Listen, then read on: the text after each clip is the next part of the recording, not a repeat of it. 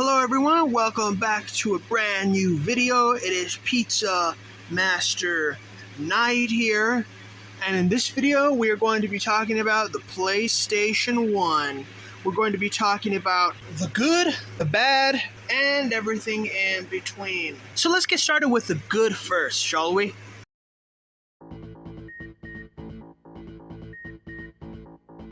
So starting off with the good, the PlayStation 1 had a lot of great series like Gex, Crash Bandicoot, and many more like Spyro the Dragon.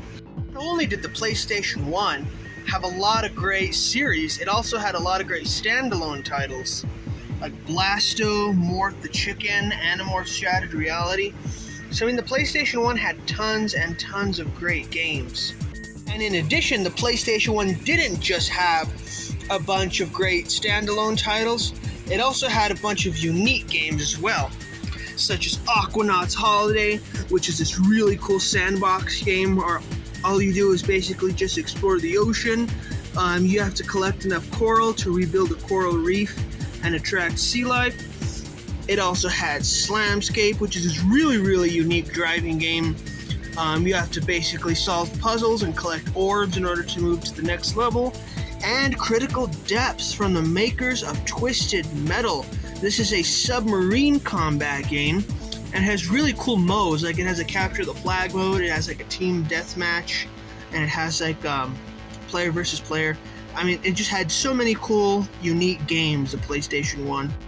And other than games, the PlayStation 1 also featured some other cool stuff as well. Like it also featured the use of memory cards. If you guys don't know what memory cards are like these little cards that are used and designed to save your games. Well, all you do is you get your memory card and you slide it into the slot above where it says 1, like this. Perfect. Now, memory cards can hold up to 15 games, and what's really cool is that the PlayStation 1 even has a built-in port for a second memory card. Let's give that a try, sliding in our second memory card right there. That is perfect. These two memory cards, that allows you to save up to 30 games. And what's even cooler is that you can take your memory card to your friend's house and you can basically play your game there as long as you have your memory card and the disc. So it's much easier than using a hard drive and such as systems like on the Xbox 360. Me personally, I prefer these memory cards over hard drives. Although they don't offer as much space, they're much more easy and much more convenient to use. Now that we've talked about the good, let's get into the bad.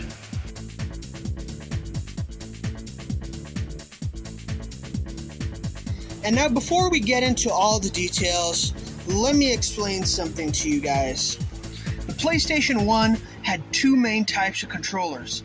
This controller is known as the standard controller, which features the D-pad, a select button, a start button, and your X, O, square, triangle, and of course, your bumpers.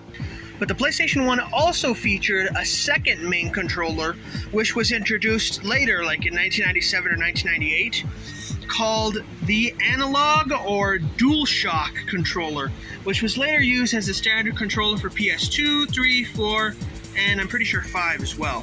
So I'm sure you guys noticed that the difference between the DualShock controller and the standard controller is that the DualShock controller uses knobs, while the standard controller does not have knobs, better way to put it. So normally whenever you would plug in your DualShock controller, it would come up as using the D-pad. However, by pressing the small analog button in the middle, you could transform your controls from the D-pad to using the knobs to be able to move around and control the camera. Now, while in itself that is a pretty good feature, some of the games that came out that should have made the use of the DualShock controller did not. And unfortunately, that resulted in extremely poor controls. Some 3D platformer games, like Bubsy 3D, did not use a DualShock controller because it came out before even the DualShock controller was released. So Bubsy 3D instead used the standard controller without the knobs. And trust me, Using the standard controller with a 3D platformer game is not the greatest playthrough. Other games, like Croc, Legend of Gabos, used both the standard controller and the DualShock controller, like a lot of other 3D platformers. But unfortunately, games like Croc, Legend of Gabos did not make the transition from the standard controller to the DualShock controller very well, and unfortunately, both controller types suffered with this game. Croc, Legend of Gabos, along with other titles such as Rascal, such as Jet Moto, just have absolutely terrible controls.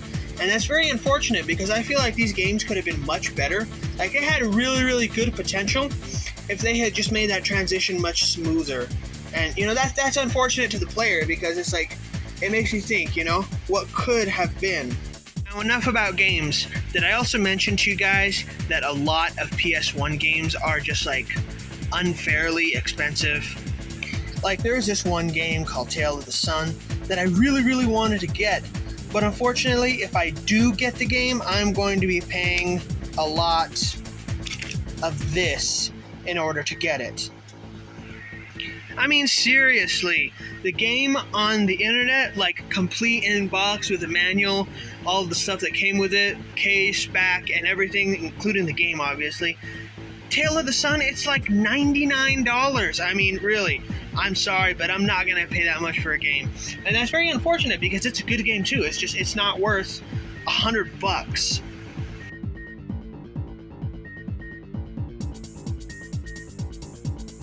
But I think, in conclusion, I think that overall the PlayStation 1 was a great system.